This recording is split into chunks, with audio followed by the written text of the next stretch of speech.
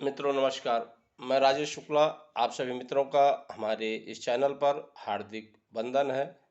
अभिनंदन है। मित्रों, अप्रैल माह सहारा निवेशकों के लिए खुशखबरी भरा माह हो सकता है और सारी समस्याओं का समाधान अप्रैल माह में संभव होने वाला है। ऐसी जानकारियां सामने निकल करके आ रही हैं क्योंकि प्राप्त जानकारी के अनुसार सर्वोच्च न्यायालय में फाइल रीट पिटीशन 147/2024 नागेंद्र कुमार कुशवाहा बनाम यूनियन ऑफ इंडिया मामले को अब जस्टिस संजीव खन्ना और जस्टिस दीपांकर दत्ता सुनवाई में लेने वाले हैं और इस केस की सुनवाई अब सहारा सेवी केस के साथ की जानी है, क्योंकि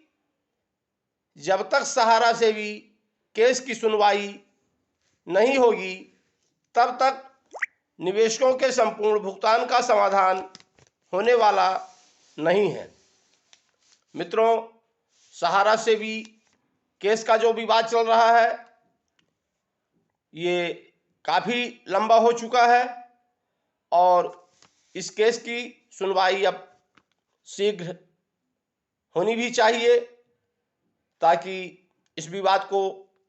ख़त्म किया जा सके और निवेशकों का भुगतान संपूर्ण हो सके। मित्रों, अप्रैल माह में तो सहारा से संबंधित 5 बार सुनवाई होनी है, जो 2 अप्रैल से स्टार्ट हो जाएगी और 26 अप्रैल तक क्रम बाई क्रम होना है, जिसमें पहली तारीख 2 अप्रैल को होनी है, जिसमें इनकम टैक्स जो क्रेडिट कोऑपरेटिव सोसाइटी का मामला है टैक्स से संबंधित, तो उसकी सुनवाई 2 अप्रैल को होनी है। फिर इसके बाद 5 अप्रैल को सहारा इंडिया कमर्शियल की सुनवाई होनी है और इसके बाद 9 अप्रैल को जो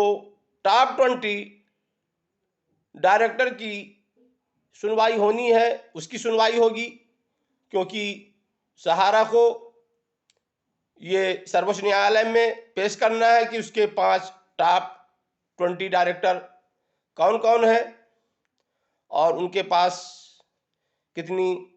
संपत्ति है। तो इसकी सुनवाई 9 अप्रैल को होगी और इसके बाद 16 अप्रैल को अभी हम जो बताए हैं आपको कि नागेंद्र कुमार कुशवाहा बनाम यूनियन ऑफ इंडिया की जो याचिका लगी हुई है उसकी सुनवाई होनी है और इसी में सहारा से भी मामला जो है उसको भी देखा जा सकता है, सुना जा सकता है और पिनाक मोहंती जी का भी जो केस है उसको भी इसी में शामिल किया जा सकता है। मित्रों, 26/4 को भी सुनवाई होनी है और 26/4/2024 को सैलरी से संबंधित सुनवाई होनी है, क्योंकि इसमें सहारा के कुछ कर्मचारियों द्वारा ये याचिका लगाई गई है कि उनकी सैलरी नहीं मिल रही है। तो इस विषय में भी सुनवाई 26 अप्रैल को होगी और महत्वपूर्ण बात यह है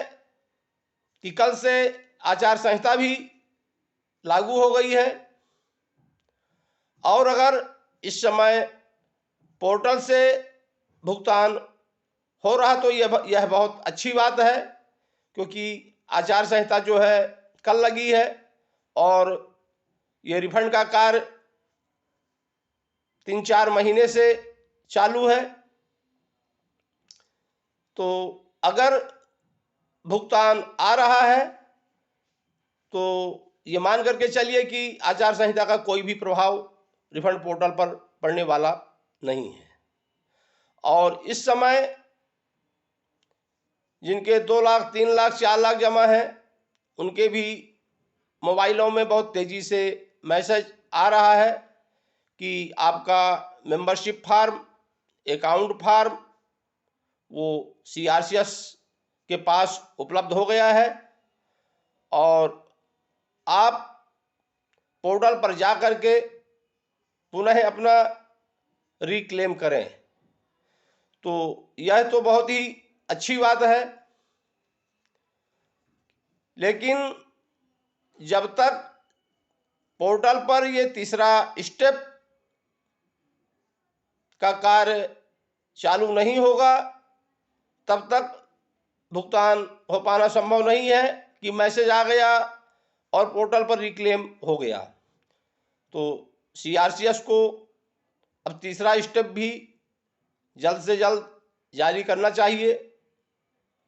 ताकि जो निवेशक इंतजार कर रहे हैं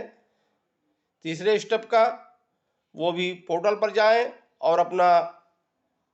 रिक्लेम करें और उन्हें भी कुछ सहायता राशि मिल सके। मित्रों, ये बहुत खुशी की बात है कि सहारा से भी केस की सुनवाई अब बहुत ही जल्द होने वाली है। इन्हीं बातों के साथ मैं अपने शब्दों को